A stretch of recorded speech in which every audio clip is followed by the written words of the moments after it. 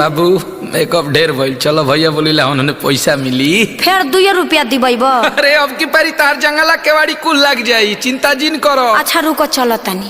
दौरा में डेग डाली। Presented by Adishakti films. न बनी अंबानी जी जानो तो सभा पानी जी के झूठो के फैलता नी रउआ न ले ले कुछ बानी जी। ए धरी न जबरी कलाई साफ साफ बतियाई माल पता न दियाई।